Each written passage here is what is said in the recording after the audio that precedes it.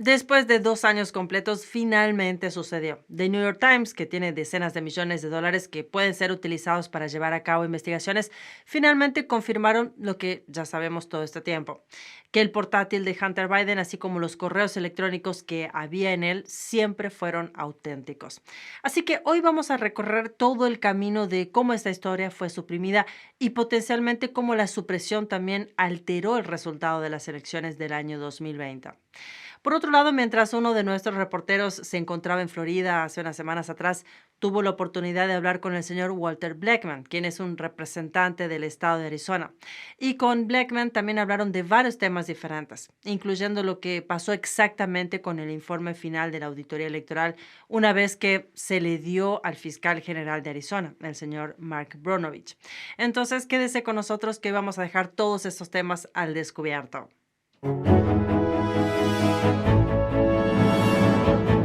Bienvenidos, soy Elina Villafañe y esto es Al Descubierto nuevamente aquí en YouTube. Bueno, al menos lo que intentamos hacer desde esta plataforma es exponer los temas, las investigaciones, dejarlas todas al descubierto, pero a la vez tenemos que cuidarnos de ciertas restricciones, de la censura que ejerce esta plataforma y no podemos hablar libremente. Ahora, si usted quiere saber sobre todo sin filtros, no pierda tiempo, suscríbase gratuitamente a Epoch TV, si es que todavía no lo hizo, por supuesto, porque desde nuestra plataforma vamos a continuar informando sobre todo, pero sin limitarnos y dando toda la información que tenemos aquí y que usted también tiene que saber para formar una opinión libre de sesgos.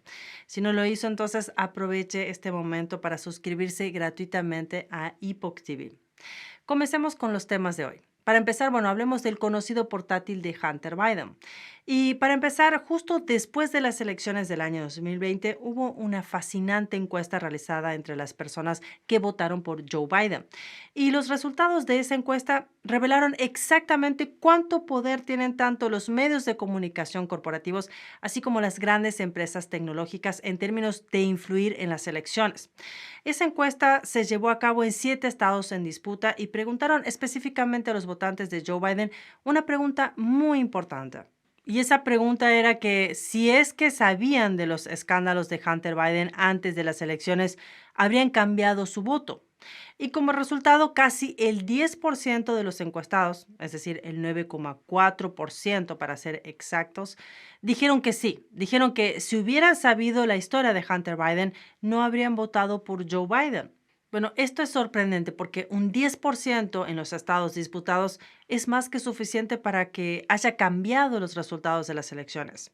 Ahora bien, la razón por la que la mayoría de la gente no sabía sobre este tema, sobre el portátil de Hunter Biden, fue porque la información fue suprimida. Entonces, retrocedamos un poco para poder establecer el escenario de lo que sucedió en ese momento.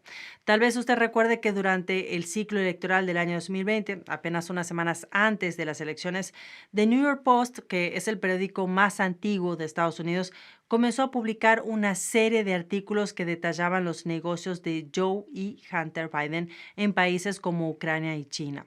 Y dentro de esa historia utilizaron información que provenía de la conocida computadora portátil de Hunter Biden.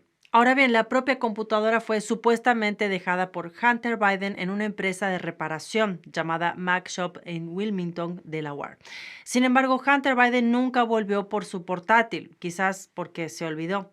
Y por lo tanto, el propietario de esa empresa de reparación entregó copias del portátil al FBI, así como también a Rudy Giuliani, quien posteriormente se lo dio a New York Post, que publicó la historia bomba utilizando su contenido. Pero bueno, como todos sabemos, la reacción contra el New York Post comenzó casi inmediatamente. Para empezar, el artículo del New York Post fue prohibido por Twitter porque supuestamente violaba su política sobre materiales pirateados. De hecho, antes de las elecciones, no solo no se permitió compartir este artículo, sino que incluso se bloqueó la cuenta de Twitter del New York Post y no se pudo publicar nada. Ahora, ese tipo de censura no procedía únicamente de las grandes empresas tecnológicas, ya que los principales medios de comunicación también se negaron a cubrir esa noticia. La desestimaron por no ser importante y también porque la calificaron de desinformación rusa. Entonces, por ejemplo, antes de las elecciones, eso es lo que escribió el NPR, financiado por los contribuyentes, en relación con esta historia del portátil de Hunter Biden. No queremos perder nuestro tiempo en historias que no son realmente historias y no queremos perder el tiempo de los oyentes y lectores en historias que son puras distracciones. Sin embargo, el hecho de que NPR lo calificara de pura distracción estaba muy lejos de lo que otros alegaron. Por ejemplo, la señora Natasha Bertrand, que trabajaba en ese momento para Político y que ahora trabaja para CNN, publicó este artículo aquí el día 19 de octubre, que fue solo 5 días después de la primera publicación de New York Post. Su artículo fue titulado como La historia de Hunter Biden es desinformación rusa, dicen decenas de exfuncionarios de inteligencia. Sin embargo, lo que es interesante notar es que dentro de esta carta, estos exfuncionarios de inteligencia no afirmaron realmente que la historia de Hunter Biden es desinformación rusa. En cambio, dijeron más o menos lo contrario, es decir, que no tenían ninguna prueba real que sugiriera que los correos electrónicos fueran falsificados, ni que Rusia tuviera algo que ver con ellos. Pero en cambio dijeron que su intuición les daba una sospecha basada en su experiencia anterior. Bueno, esto es parte de lo que específicamente escribieron.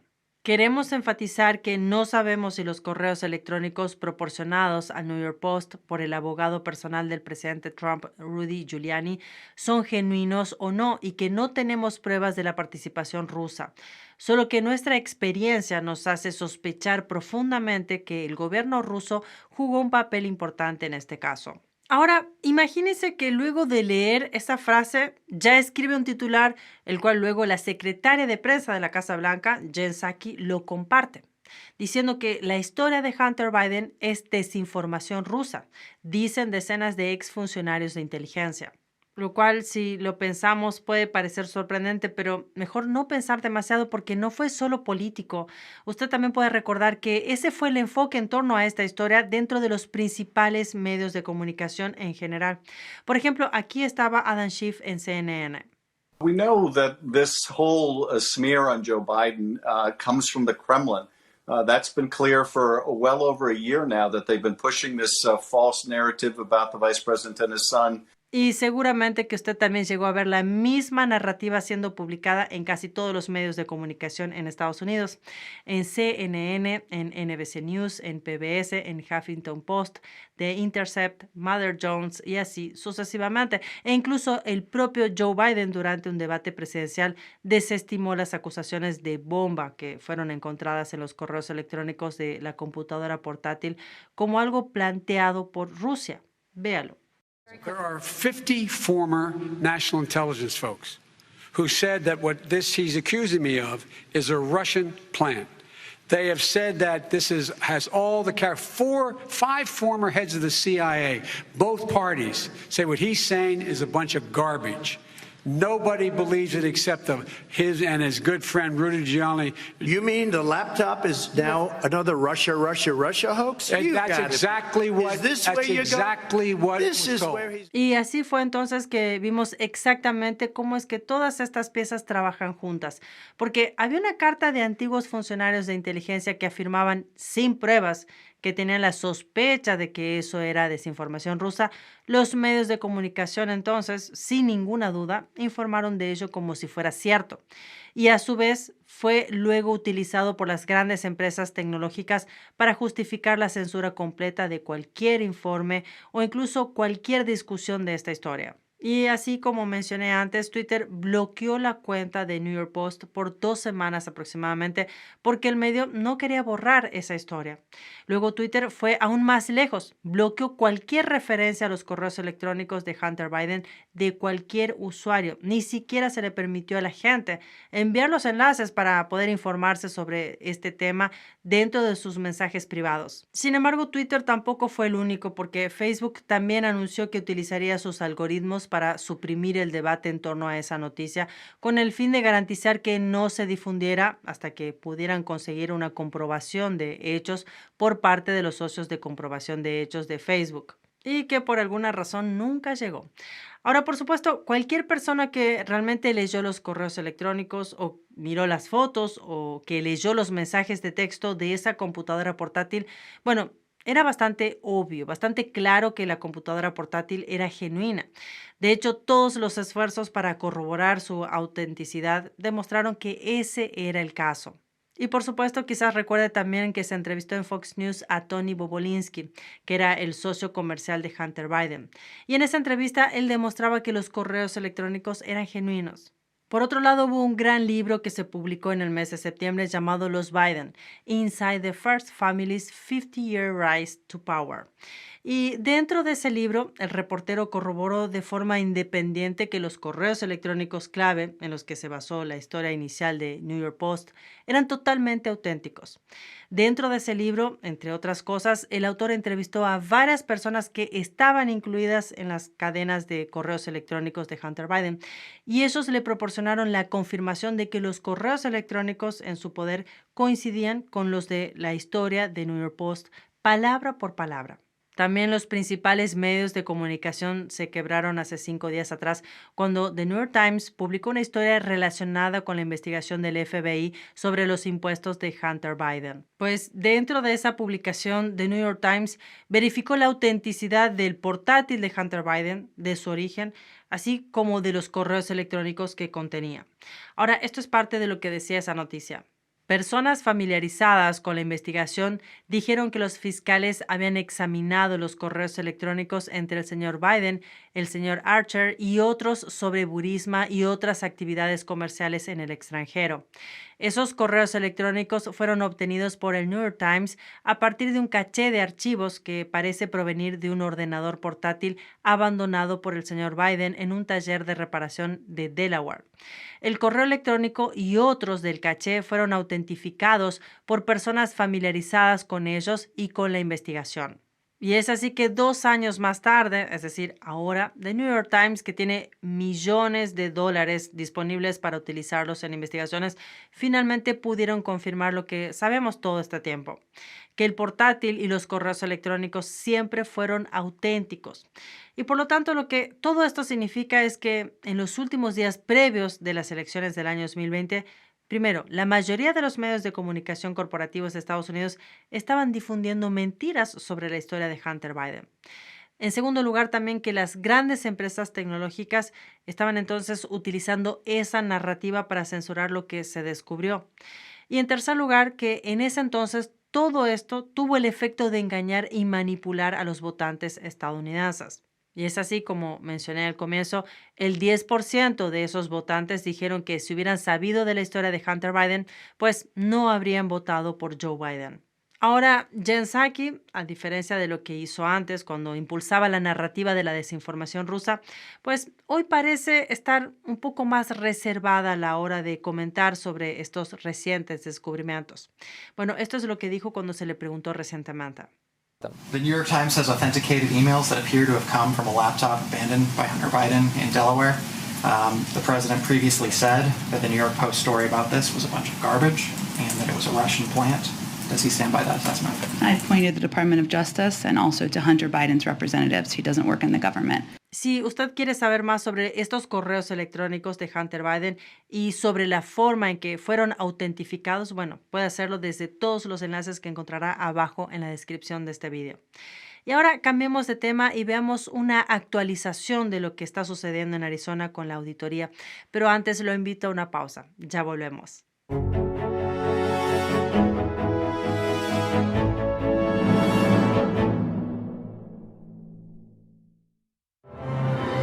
Por fin, la espera ha terminado. Shenyun regresa con un espectáculo completamente nuevo, lleno de belleza, majestuosidad y un poderoso mensaje de esperanza. Descubra la cultura perdida de la antigua China. Descubra la temporada 2021 de Shenyun. Un mundo más maravilloso le espera. Consiga sus boletos hoy.